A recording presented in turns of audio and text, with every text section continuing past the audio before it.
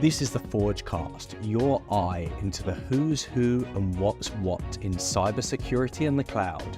Each episode, we bring you fresh perspectives, personal stories, insights, and advice from leaders, innovators, and change makers forging a stronger future. Welcome to the Forgecast. I'm your host, Andrew McClure, and I'm pleased to have with me today my good friend, Billy Gouveia, the CEO and founder of Surefire Cyber. Billy. Hey, Andrew. Yeah. Thanks so much for having me. Great to be here. Welcome, and thank you for joining us today. Why don't we start right with your background and story? Tell us a little bit about yourself. Yeah, thanks. So after college, I joined the Army. I served as an intelligence officer for a number of years. And then following that, spent about 5 years in the national security community. And I kept running into problems that demanded public-private sector solutions and realizing that after 10 years in the national security space, I didn't understand the private sector. And so I moved from the Washington, D.C. area up to the New York City area and began working with large, complex corporate organizations, primarily financial services companies, on their enterprise risks. And I noticed that the one dot on the enterprise risk map that kept going up and to the right and getting bigger was cyber. So about 15 years ago, I declared a major, if you will, on cybersecurity and really invested a portion of my career in learning those concepts, but also helping to translate the impact of cyber risk to a complex set of executives across a range of different organizations. And that was a great background for me to develop not only an understanding of some of the fundamentals and the baseline, but also just how different organizations thought about the risks to their data. Well, Billy, if we start with your time in the Army and as an intelligence officer, what inspired you to join the service, and how did your experiences there inform your leadership and communication style today? Sure. Thanks for the question. Serving our great country was the great honor of my life. And I think there are several things that I draw from or try to draw from every single day. And I certainly hope to bring to my leadership here at Surefire. One is just staying very mission focused, right? And the work that we do helping organizations through cyber incidents is very purposeful, very easy to put one's heart into, and the mission is really clear, right? We show up when oftentimes they're at their worst, and we have the honor of helping them manage through that incident and hopefully emerge stronger as a result.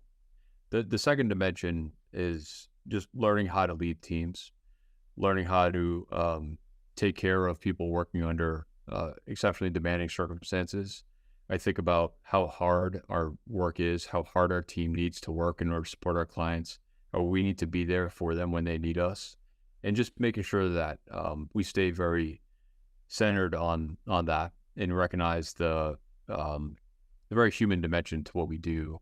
I often think of the way that we need to show up as similar to the way an emergency room doctor needs to provide care, right? It's not just providing very specialized care with the right patient outcomes, but also creating the right experience so that they, as they're going through this, they have as little stress as possible, that they have confidence that you're going to manage through this with them.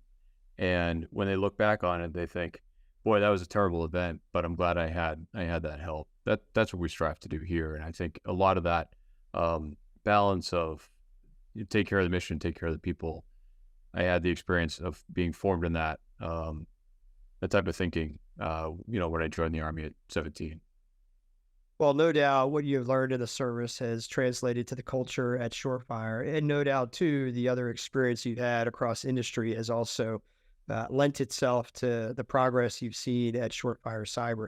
Can you just walk us through the rest of the journey before founding Surefire Cyber and what you learned along the way? Sure. Yeah, thanks. So as I mentioned, after about 10 years in the national security space, I began doing corporate consulting work, a lot of risk management work, and then increasingly cyber focused for large organizations. I learned very quickly that the complexity of enterprise management and saw firsthand how important data is to the organizations, to all organizations today, right? Whether you're a public school district or a dental clinic or a large bank, data is what underpins your operations now, right? And so, working with large organizations as they sought to protect their data and make very difficult trade-offs around how to go about that, was a really important part of the journey for me. I also had prior experience in a startup. I was chief operating officer of a small managed services company. I spun out a product focused cybersecurity company from that, and I learned just how difficult entrepreneurship is, and how getting the right support is so very difficult. Right, it's not enough to have a great idea and a great team. You really need the right market vision and the right support to help you put that into place. And then over the last probably 10 years, I've been really focused on incident response specifically, right? And so the course of working with many clients, it's been underscored to me just how difficult it is to make good decisions in times of stress, right? And I try to make sure that I never forget that when we show up to help a client through an event. And sometimes, they're going through their worst professional day, and sometimes they're at their worst. And it's our goal to give them the confidence that we're here for them, that we're going to carry them through this event, that we're going to provide them our best guidance and our best expertise. And, I'm really proud of the work that we've done over many hundreds of cases to deliver a set of outcomes that gets them through that event. Billy, I want to get into what you're doing at Surefire. And before we do that, I want to reflect a little bit too on what you've learned throughout your career to lead up to the founding of Surefire. So you've had an extensive career leading specialized teams to navigate sensitive situations with stakeholders of organizations large and small, ranging from, like you said, highly regulated environments like global financial institutions to those across the national security space. Can you walk us through what you have learned in working with clients across your career? Sure. One is quite simply how complicated cyber response is, right? And data is the DNA of our organizations, and it doesn't matter what type of organization you have. Data is what underpins it across corporate America and also in government organizations as well, right? Data is the new oil, and so when we think about the different threats to that data, the different risks to that data, the complexity of the challenge of securing it is so multifaceted and multidimensional, right? There's a set of technology issues, a set of cybersecurity specific issues. In the work that we do, there's a set of insurance issues related to the transfer of that risk and things like that. And so one of the things that I've developed a deep appreciation of working with executive clients and technical clients is just how complex the equities they have to weigh in cybersecurity are, and also how difficult their decisions can be. And that's, again, why I think it's an honor for us to have the opportunity to share our experience in guiding them through these business decisions. Billy, that's a great segue, because in 2021, we had the pleasure of working with you here at Forgepoint as an entrepreneur in residence. And at that time, taking those lessons learned, what did you aim to accomplish as an EIR with Forgepoint? And then what unmet need did you see in cybersecurity and incident response that led you to found Surefire Cyber? Yeah, thanks. That was a tremendous opportunity, and one I'll long be grateful for. I learned a number of things, including how you look at the market and how investors evaluate different companies, and also for the companies in your portfolio, how you support them. And that's something that I've drawn from in our regular interactions, Andrew. Going a bit deeper into IR specifically, that time allowed me to step out of the day-to-day of market-facing roles, leading teams and driving client engagements, and really reflect deeply on what those unmet needs were. And the reality is, incident response is a well-served market. There's a lot of very good firms in our space. I did not found Surefire because the world needed another IR firm. I think there are a number of structural problems with the way that organizations that are suffering through cybercrime get help now, and I'm happy to unpack those. But that time as an EIR allowed me to build out that thesis and really focus on a few of the particular things that would be important in designing Surefire, and I think that's led to some of the humble success we've enjoyed so far. So, Billy, by taking a step back, by reflecting on not only the lessons you've learned, but also your realization of what the industry could do better, how did you realize that the approach here in incident response could be different? And then more specifically, what problems were you aiming to solve by founding Surefire? Sure. So I mentioned structural problems, right? So there's a lot of high quality talent in the market and things like that.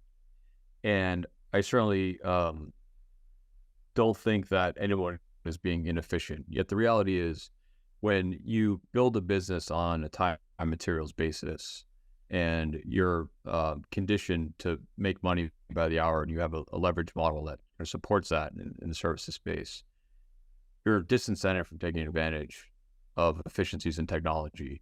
And in the last 5 years have been massive leaps in the sophistication of the tools that we use in incident response and forensics more specifically, right? And so one of the things that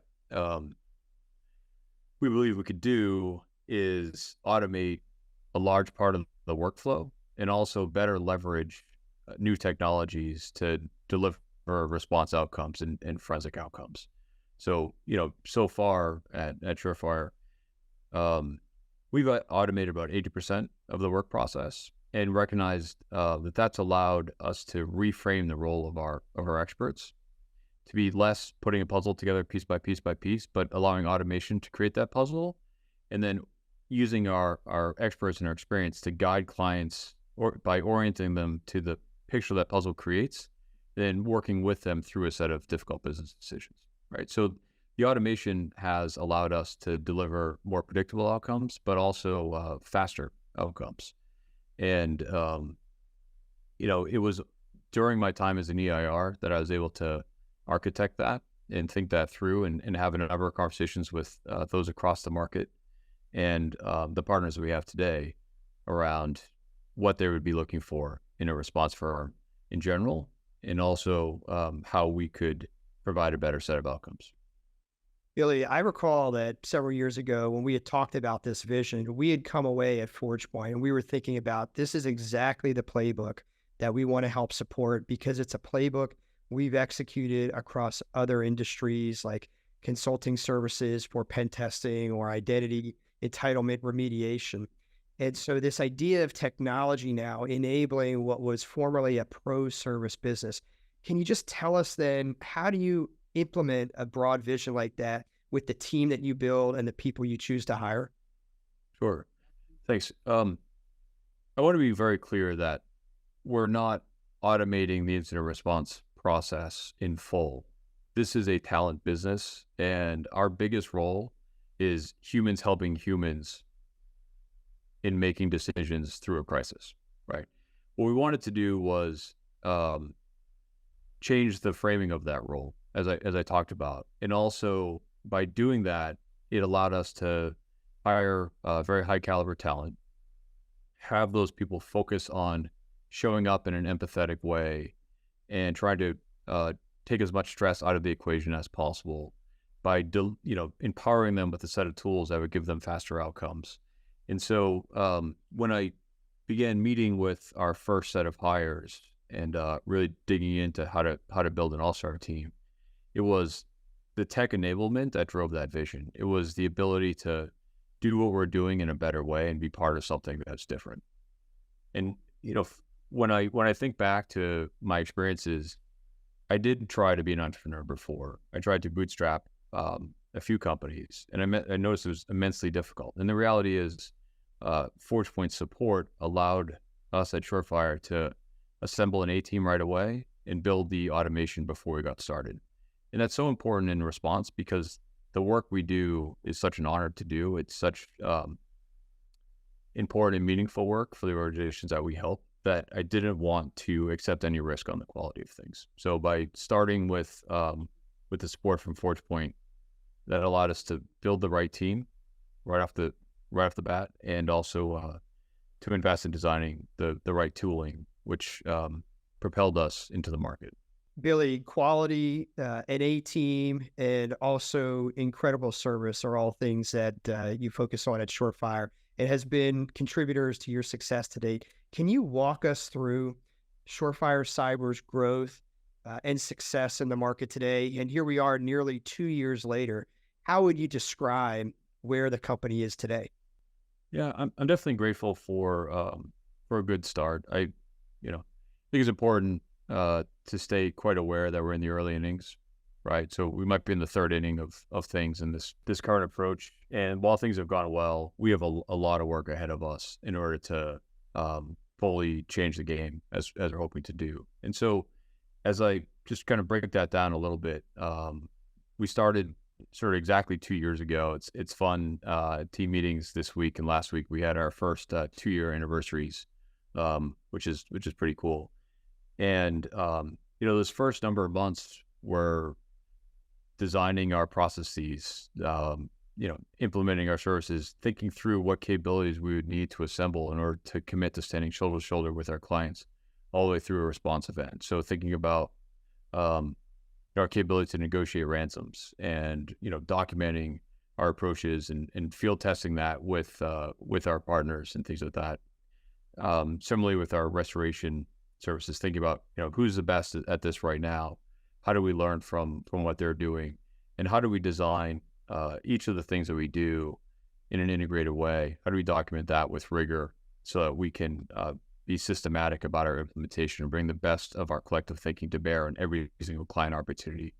One of the things, as a brief aside, that I think has been a challenge with firms at our state is how to maintain even quality. And one thing that we're very, very wary about is, making sure that we're not the kind of company that's good if certain people show up and not so good if other people show up. We want to really invest in a very thoughtful way to make sure that we're bringing the best approach that we can possibly bring to every single client, right?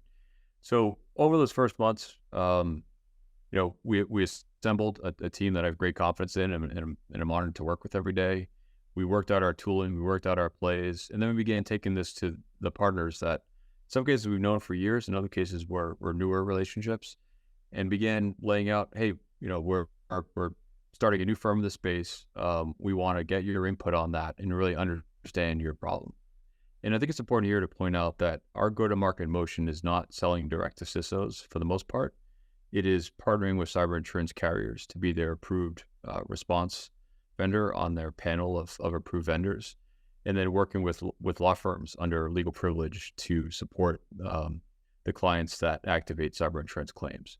And so it's a bit of a different go-to-market motion from most companies in your portfolio and most companies in our space, but it's one that allowed us to think very carefully about what challenges the insurance carriers have and what challenges the law firms we partner with have, and how can we be a great partner to them. And so, not just my EIR time, but also the first number of months at Surefire before we enter the market, were really important in us thinking that through and working out all those details. And so we launched formally into the market in June of 2022 and did a little more than 150 cases that year. And then last year, 2023, we did over 450 cases. So the team's been pretty busy. It's been a lot of fun. I'm very grateful for that.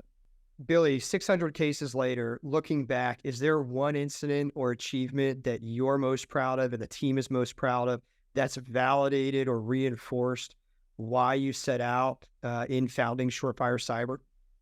Yeah, I can't point to one, but there are definitely a few that come to mind that I draw from. The reality is our work is really difficult. And it's something we talk a lot about as a team. We did 18 intakes last week. 11 or 12 of them were on Friday, right? And that means that very, very difficult to sort of manage a weekend schedule, And that's a matter of course, it's a matter of routine for us. And so there are definitely some cases that, really resonate and really validate our mission. But I want to be quite clear that each of the cases that we've had the opportunity to work on, we're grateful for the opportunity to do that. And, we're really focused on doing the best we possibly can with everyone. The easiest example of something that was really great to hear is, just there was, maybe I could tell a couple stories about this because obviously it's really fun for me to do so. One is there was a cancer clinic that was hit on a Friday, and they had patient treatment scheduled on Monday, and our team, without being asked or directed in any way, just took it upon themselves to work nonstop throughout the weekend. And Monday morning, patients walked in, and they had no understanding that there was a network outage or any impact to that. If Surefire does nothing further, I'll say it was worth founding this in order to create that outcome, right? And I think of all kinds of situations where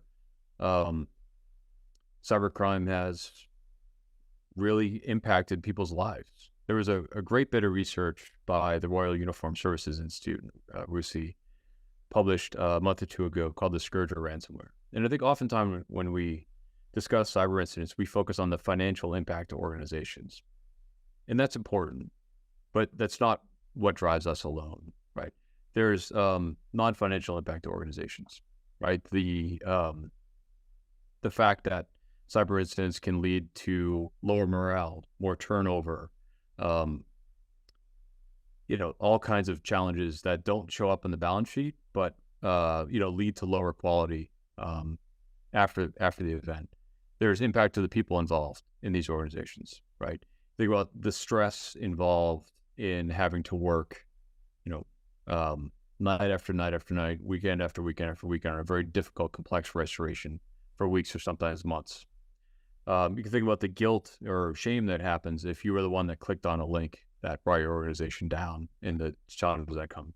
The health impacts that ransomware can have, not just directly to those dealing with it, but also it's a very easy assertion to make that if an organization is providing critical care and there's a ransomware event that leads to an outage, there's going to be some very serious implications there, right? And then at a societal level, where the scourge of ransomware is normalizing cybercrime. It's giving an edge to our adversaries. When I talk about mission focused, I come back to some of the things we talked about in our first conversation, right? There's a cyber war being fought, and most of it is being fought in the private sector. And so that's what we talk about at Surefire. Billy, that's just incredible. And the amount of care and empathy that you approach each of your clients, I'm sure, is no different than the amount of care and empathy that they treat their own patients in the case of that cancer treatment facility. And I think it's a testament to the team and the ethos that you've built at the company. And when you think about cases like that and you look forward, before we get into the threat environment, looking ahead, what do you see as Surefire Cyber's top priorities to help reduce overall cyber severity? Our biggest priority is growing with quality and sustaining our quality as we grow, right? And so, you know this from our board meetings, you know this from the regular interactions that you and I have. We're trying to be very measured and thoughtful in our approach to growth, making sure that we don't outscale quality, that we don't let up the rigor in our hiring process, that we don't over automate or under automate, right? And dilute our value proposition and things like that. So just make sure we're staying focused on what our mission is, and taking what we learn and sharing it with our clients to the greatest extent possible. I talked earlier about trying to make sure that we bring the best Surefire thinking to every single client engagement. We also learn a great deal about attack typologies and response behaviors that we want to share with our clients as well. So there's a few things to touch on. We have a robust cyber advisory group that advises our enterprise clients and a number of retainer clients on best response practices, helping them develop their plans, work through their playbooks, exercise them in a really focused way. These are not check the box exercises. These are very demanding, complex things that mirror the demanding, complex environment that we see in a response every day. Also, just readiness assessments to see how resilient they are to the types of attacks we're seeing. And then similarly, our goal is not to walk out after an event, with the investigation done and the claim settled without sharing our knowledge. And so we do something we refer to as the Get Stronger motion. Often it's a workshop at no cost to the organization, where we're not getting into the details of the event. We're not doing, this isn't looking backward. We're saying, based on the insight that we've learned and hopefully the trust that we've built, here's some things you should consider, and here's a roadmap for how to get more secure going forward. And it's been tremendous to talk with our cyber insurance carriers about this and say, we're investing in trying to make your insurance a better risk for you and make sure that we don't have any repeat customers. Billy, that's a great story, especially rolling up your sleeves, working with your clients through their most vulnerable periods, and the amount of trust that you might accrue, but then also the amount of advice, just given your experience over hundreds and thousands of cases historically, allows you to provide a level of knowledge and experience that I'm sure is well reputed. How has your understanding now of, since the founding of Surefire, of the threat landscape changed or developed since you founded Surefire? Yeah, thanks. One of the things that makes this such a fascinating discipline to work in is just how dynamic it is, Andrew, right? And again, you and I talk about this a fair bit when we talk about what we're seeing and things like that. The reality is our timing was pretty interesting in that we were founded a month before Russia's invasion of Ukraine. There was an immediate drop-off in ransomware activity, thank goodness. And the very predictable dragons that we're used to contending with in the space dissolved, for lack of a better word. And it took several months for activity to begin to pick back up. And, by this past summer, those dragons that had dissolved had become a bunch of unpredictable snakes, and we're seeing, very difficult to predict behavior in negotiations, very poor decryptors, and it's just that. And they recoalesced into a new set of dragons. And activity now is back to an all-time high, which is, undoubtedly most unfortunate. So, I really was thrilled to see yesterday the takedown of Lockbit. I was thrilled about that. I think, certainly encourage and applaud all the efforts of our law enforcement partners and our policy partners to do all that they can to deter groups like this from any of our clients. So in short, we're looking at the cyber intelligence every day. We're living with our clients through the challenges that continue to emerge. It's we're always at the front of our feet, trying to anticipate what's happening, but it is ever dynamic and ever challenging. Billy, that's an incredible just amount of progress that we've seen, and the ability of the company to support organizations through troubling times. And no doubt those in the audience, whether they're very familiar with this ecosystem or very new to incident response in general, can certainly appreciate that not a week goes by without seeing on the news or reading in the newspaper major either ransomware episodes shutting down pipelines in major regions, or shutting down their primary care facilities and other things. And ransomware in that sense has also become very real and personable to ordinary Americans and folks across the country. So as you talk about the threat environment and how that's changing, and especially about other geopolitical factors like the Russian invasion of Ukraine and how that's modified the ransomware activity, you can also think too that within the government, in 2021. There was this recognition that ransomware is no longer an economic issue, but now a national security issue. And so that has lent itself more tools for policymakers to go after organizations like Lockbit and the successes that we're seeing roll in here now years down the road. But looking forward now, threat actors will change and adapt. We've always seen that, especially from very specific nation states. And many of these actors are now using Gen AI and automation to advance their capabilities. Can you describe what you're doing or what should be done about this? I can try. So as long as three conditions are fundamentally true, cybercrime is relatively easy to commit. It can be done with impunity, and it's immensely lucrative. It's going to be here with us, right? And again, I commend our law enforcement partners and policymakers, and those in the intelligence and national security apparatus for the work that they're doing to change that. I commend the work of CISA around the ease that crimes are committed. I also want to really highlight the impact that cyber insurance has had over the last couple of years. I say often that tightened underwriting standards over the last 3 years have led to stronger implementation of fundamental controls than 20 years of cybersecurity professionals howling in the RSA wilderness have. And so there are a lot of steps being done to make this crime less easy to commit, to make it done with less impunity, as the Lockbit takedown shows, to make it less lucrative. And I certainly commend all that.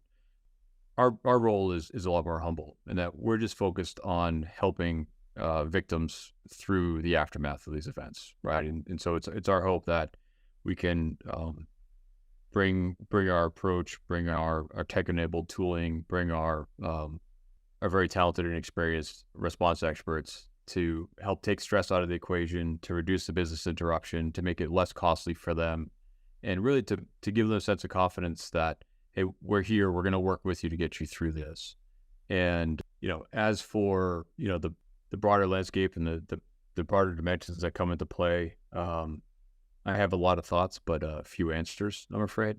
And I just think as long as there are organizations being hit by cybercrime and cyber insurers, helping them mitigate that risk, we want to play our part in helping them through that. Well, Billy, this isn't your first rodeo. As a serial entrepreneur, second-time founder, what is the biggest lesson learned or piece of advice you would give to other entrepreneurs earlier in their journey? It just comes down to staying humble and staying hungry. And just being really focused on what you're set out to do, right? And we've talked a number of times in this conversation around our mission focus, the orientation around meaning and purpose. Also just from a business perspective, like we're a response firm. That's what we are. That's what we're trying. We're trying to build a great response firm. We're not trying to do a lot of other things. We're not trying to do any other things, to be honest. So I think it's just a matter of staying focused. And then this also ties back to some of the lessons that I drew early in my career when you asked me about my Army, right? Just keep the mission really clear and do everything you can to take care of the people that have invested in working with you. I think all the time about how difficult this work is and how I'm asking the people that join Surefire to so often, work deep into the night, work deep into a weekend, and recognize that's what our clients need. That is a fundamental part of the job is to be here for our clients. And so, I have the easiest job at Surefire. My job is to take care of the team. The team will take care of clients. I just have to make sure I never get that out of order. Mission, focus, service-oriented leadership. Billy, what's the best part about what you do? There's two things. One is I hope that I can provide the people on our team with opportunities to grow professionally and hopefully personally, right? One of the fun things about working in a startup is that you're exposed to a lot. You have a lot of opportunities to grow, and there's no one here who isn't client facing. There's no one here who isn't rolling up their sleeves and working in a hands-on way to help our clients through this stuff. And the impact of what every single person on the team does to further our mission to help clients.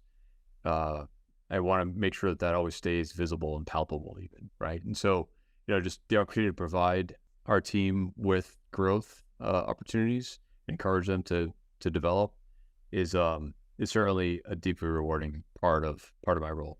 Then the other, and we've talked about it at some length here, but I'll never tire of talking about it, is just helping organizations through some of the worst moments that they will have in their business careers, right? And showing up immediately, showing up with empathy, showing up with the right capabilities to help stand shoulder to shoulder with them all the way through this is something I can't imagine ever getting old. It's really heartening to be able to do this work.